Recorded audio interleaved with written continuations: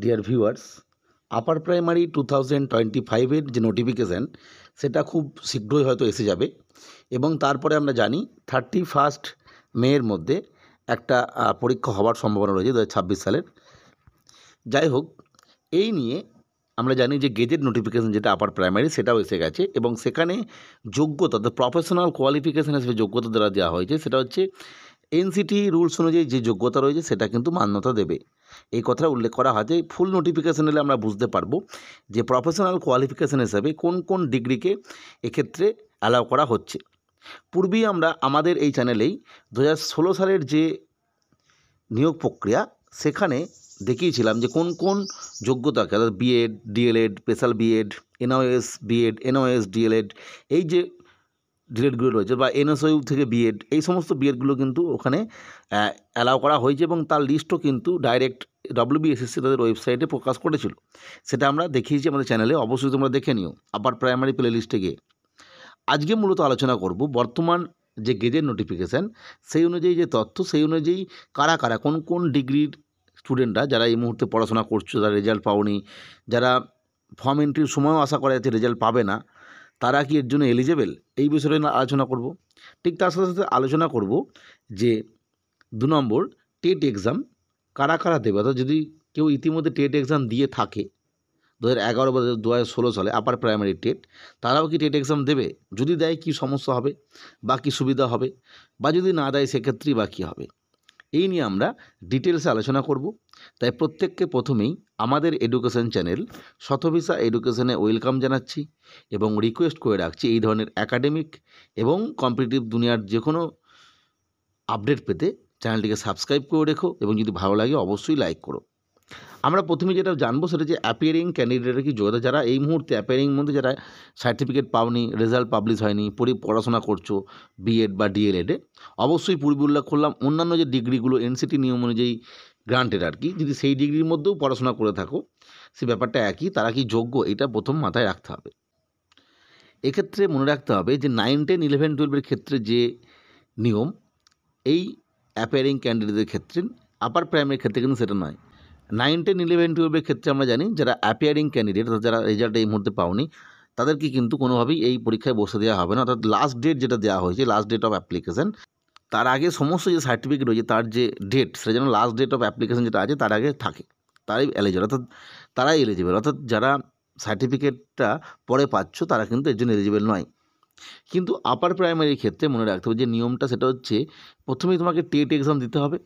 TET exam দেওয়ার পর যে রেজাল্টটা পাবে সেই রেজাল্ট নিয়ে যদি তুমি পাস করো তখন তুমি পরবর্তী ধাপে যাবে, সেটা ইন্টারভিউ হতে পারে আগের প্রসেস অনুযায়ী, নতুন প্রসেস অনুযায়ী পরবর্তী যে 25 নম্বরের পরীক্ষা সেটাতে তুমি যাবে।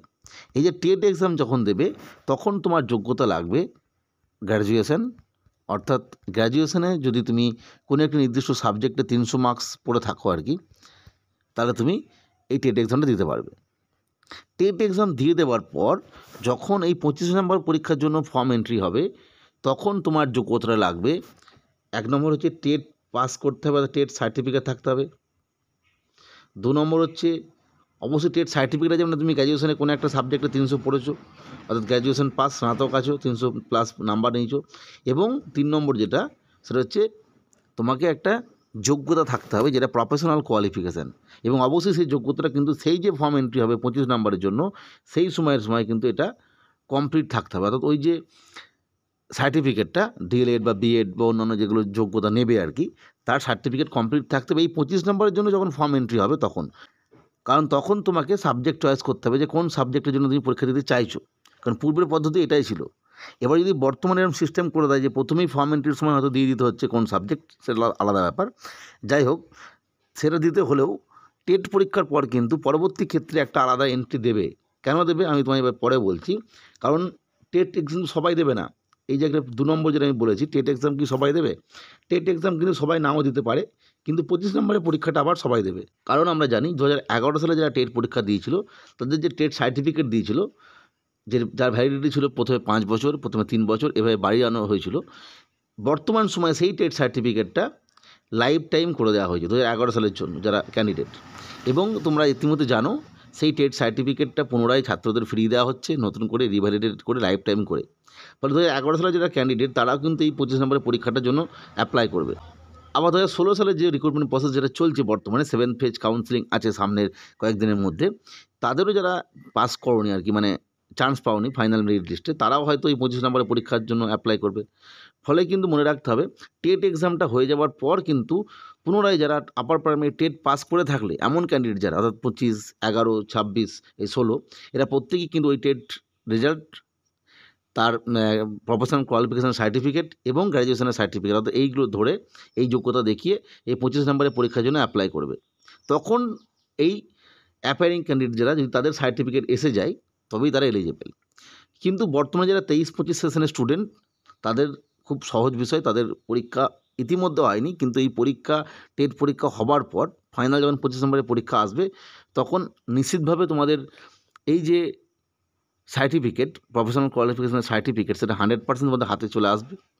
এবং যদি খুব দ্রুত এই প্রক্রিয়া না হয় তাহলে দেখা যাবে পরবর্তী ক্ষেত্রে যারা পরবর্তী ইয়ারের স্টুডেন্ট 26-এ যাদের ফাইনাল ইয়ার আর কি, এবছরের ফার্স্ট ইয়ার, তাদেরও হয়তো রেজাল্ট চলে আসতে পারে। যাই হোক, এই তথ্যটা শেয়ার করলাম। পরবর্তী আপডেট বা তথ্যের জন্য চ্যানেলটিকে সাবস্ক্রাইব করে রেখো। আজকের ভিডিও দেখার জন্য প্রত্যেককে অসংখ্য ধন্যবাদ।